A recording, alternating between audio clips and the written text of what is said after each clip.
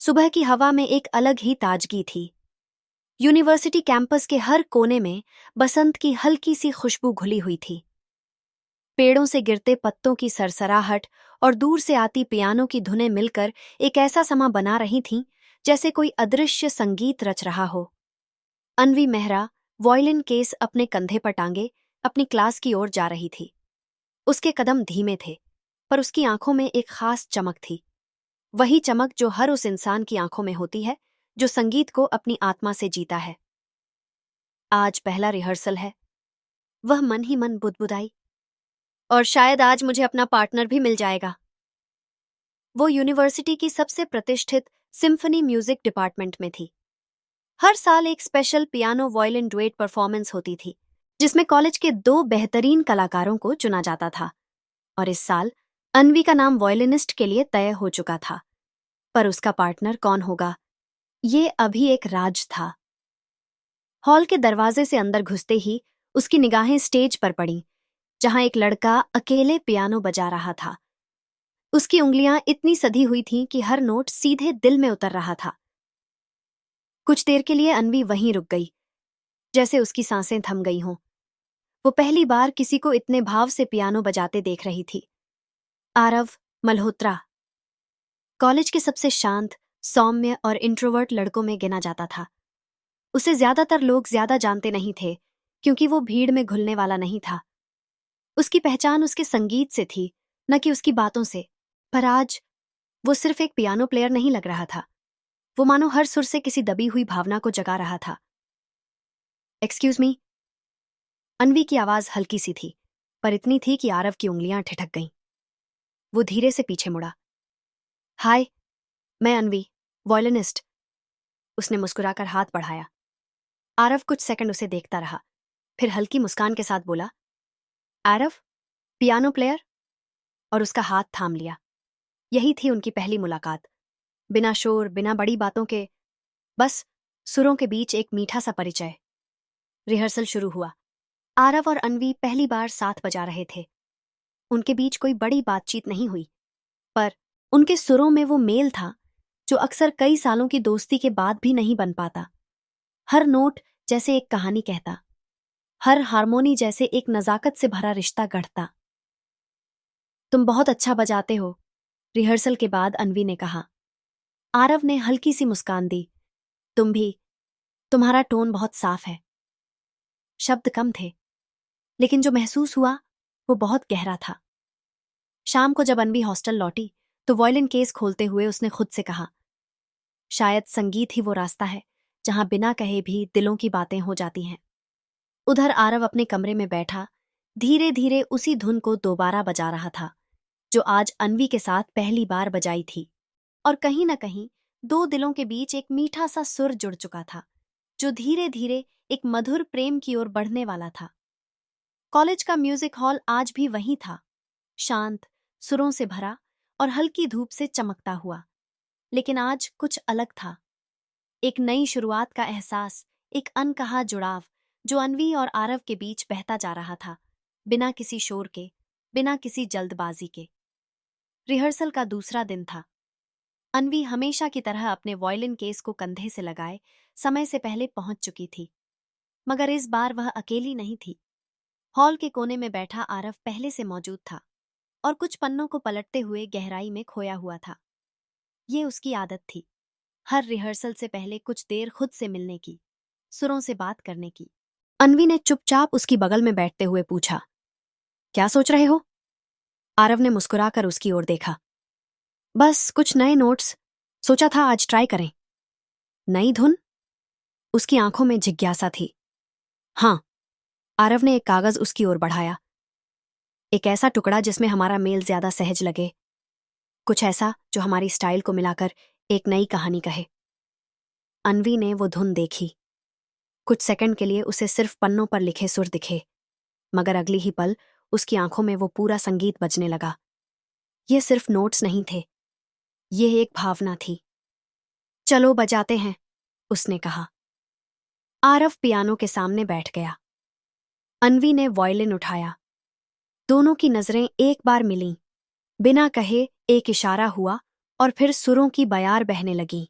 वो धुन जैसे हवाओं में घुल गई। कमरे की दीवारें भी जैसे झुककर सुनने लगी थीं। हर नोट में उनकी आत्माएं साथ बह रही थीं। उस समय वहां न कोई ऑडियंस थी, न कोई परफॉर्मेंस, बस दो इंसान और उनका संगीत। जब आखिरी नोट खत्म हुआ तो कुछ पल की चुप्पी छा गई। दोनों की आंखों में वही सवाल था, ये क्या था? फिर अन्वी ने हल्की सी मुस्कान के साथ कहा, ये बिल्कुल वैसा था जैसे किसी किताब का पहला चैप्टर जिसमें आगे बहुत कुछ छुपा हो। आरव ने सहमति में सिर हिलाया। और हर पन्ना हम दोनों को साथ में लिखना है। उस दिन पहली बार ऐसा लगा कि संगीत के बहाने जो रिश्ता पनप रहा था वो सिर्फ संगीत तक सीमित नहीं था। उस शाम जब वे म्यूजिक हॉल से बाहर निकले तो आरव ने अचानक पूछा, कॉफी पियोगी? अन्वी थोड़ी चौंकी, फिर मुस्कुरा दी। बिल्कुल। कॉफी शॉप उनके कॉलेज से कुछ ही दूरी पर थी। एक छोटी सी शांत जगह जहां अक्सर छात्र अपने लैपटॉप और नोटबुक्स के साथ वक्त बिताते थे। वहां की खिड़कियों से बाहर की हल्की धूप और किताबों की खुशबू पूरे माहौल को सुकून से भर देती थी। दोनों कॉफी लेकर एक कोने की टेबल पर बैठ गए। शुरुआत में थोड़ी खामोशी रही, पर वो अजीब नहीं थी। वह खामोशी उन दो इंसानों की थी जो एक दूसरे की उपस्थिति में आराम महसूस करते थे। आरव ने पहली बार उससे सीधी नजरों में देखा। तुम्हें वॉयलिन से इतना लगाव कैसे हुआ? अन्वी की आंखों में हल्का सा चमक आया। जब छोटी थी तो पापा मुझे रोज लोरी नहीं, वॉयलिन की धुनों पर सुलाते थे। फिर धीरे धीरे वो धुनें मेरी आदत बन गईं और अब मेरी जिंदगी। शायद इसलिए तुम्हारे सुर इतने भावुक होते हैं, आरव बोला। और तुम्हारा पियानो, उसमें इतनी शांति कैसे होती है? अन्वी ने पलटकर पूछा। आरव कुछ देर चुप रहा, फिर बोला, शायद क्योंकि मेरी जिंदगी में बहुत शोर था। पियानो वो जगह बन गया जहां मैं खुद से बात कर सकता हूं, बिना डरे, बिना बोले। उनकी बातें जैसे धुन बनती जा रही थीं, कभी मध्यम, कभी तेज, मगर हमेशा सुकून भरी। कॉफी के बाद दोनों वापसी की ओर निकले। रास्ते में एक बुक शॉप आई जहां अन्वी रुक गई। मुझे कुछ म्यूजिक स्कोर्स लेने हैं, उसने कहा। आरव उसके साथ अंदर गया। वहां पुरानी किताबों की महक थी और कवर से झांकते हुए सुरों की दुनिया। ये देखो। अन्वी ने एक पुरानी नोटेशन बुक उठाई। ये क्लासिकल पीस है, ब्राह्म्स का। तुम्हें पसंद है? आरव हल्का मुस्कुराया। बहुत। तो आज से तुम्हारा नाम आरव ब्राह्म्स, उसने मजाक में कहा। दोनों हंस दिए। शायद यहीं से उनकी दोस्ती एक नई शक्ल लेने लगी थी, जिसमें मजाक भी था, संगीत भी था और एक नामालूम सी आत्मीयता। आने वाले दिनों में उनकी रिहर्सल अब सिर्फ अभ्यास नहीं रह गई थी, वो उनके दिन का सबसे प्यारा हिस्सा बन गई थी। एक दूसरे की आदतें जानना, एक दूसरे की धुनों को महसूस करना और धीरे धीरे एक दूसरे के मौन को समझना, यही सब अब उनके बीच का रिश्ता परिभाषित कर रहा था। हर दिन की शुरुआत एक सुर से होती और हर शाम एक मुस्कान पर खत्म होती। आरव, जो पहले सब कुछ खुद में समेटे रखता था, अब अन्वी के साथ सहज महसूस करने लगा था। अन्वी, जो अपने संगीत को सबसे बड़ी दुनिया मानती थी, अब आरव की आंखों में एक नई धुन सुनने लगी थी। कभी कभी संगीत से भी ज्यादा सुंदर वो चुप्पियां होती हैं जिनमें सिर्फ दो दिलों की धड़कनें सुनाई देती हैं। और अन्वी व आरव की धड़कनें अब सुरों की लय में एक हो रही थीं। बिना कहे, बिना जताए, एक मधुर रिश्ता आकार लेने लगा था, शांत, गहरा और सच्चा। कॉलेज की घंटी हमेशा की तरह बजी थी, लेकिन अब हर दिन की शुरुआत एक खास एहसास से होने लगी थी, जैसे कोई धुन कानों में नहीं, बल्कि दिल में गूंज रही हो। अन्वी और आरव अब सिर्फ दो परफॉर्मर्स नहीं थे, वे एक दूसरे की लय बन चुके थे। आरव की दिनचर्या अब पहले जैसी नहीं रही थी।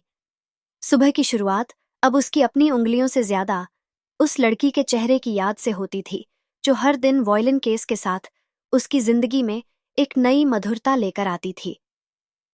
रिहर्सल अब प्रैक्टिस से ज्यादा एक सुकून भरी मुलाकात बन चुकी थी।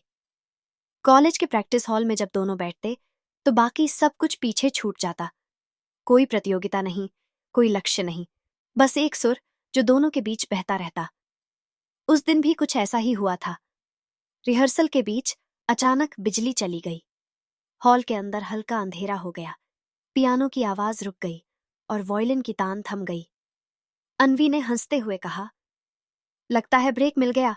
आरव मुस्कुराया, या शायद सुरों को भी सांस चाहिए।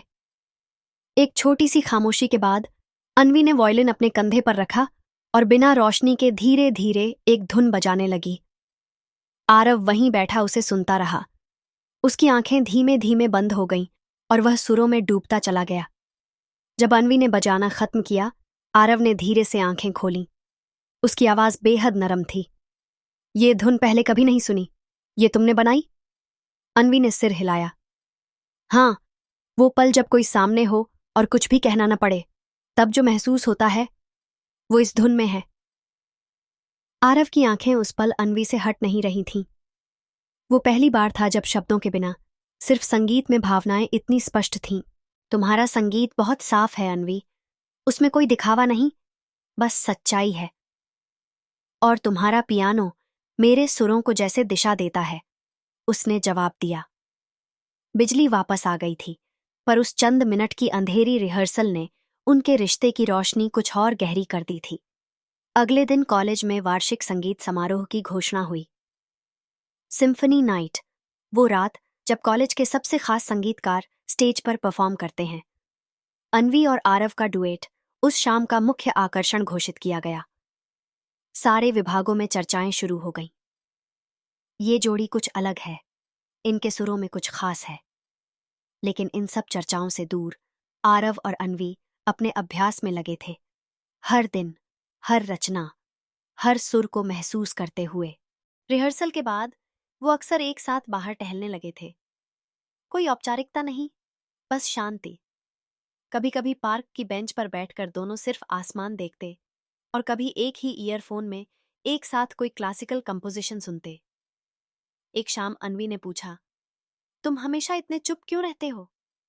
आरव ने हल्का सा मुस्कुराकर कहा, क्योंकि मुझे लगता है शब्द कभी कभी भावनाओं को कमजोर कर देते हैं, लेकिन सुर, वो हमेशा सच्चे होते हैं। और अगर किसी के सुर तुम्हारे सुर से मिल जाएं? अन्वी ने शरारती अंदाज में पूछा।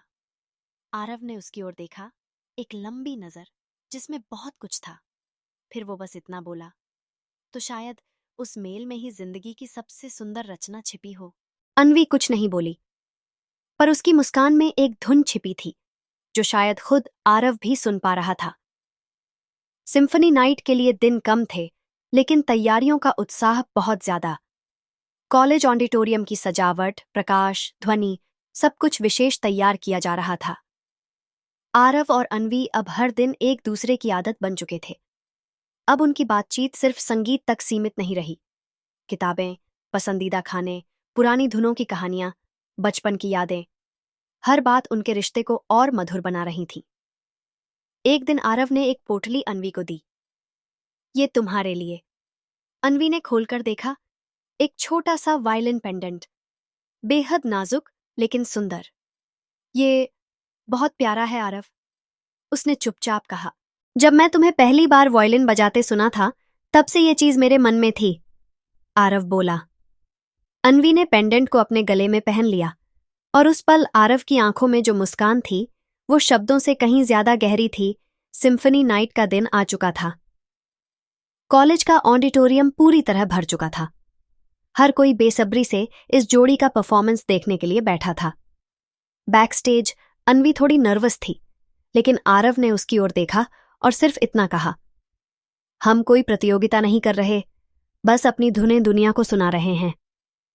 स्टेज पर जब दोनों पहुंचे तो रोशनी धीमी हुई और पहला नोट गूंजा।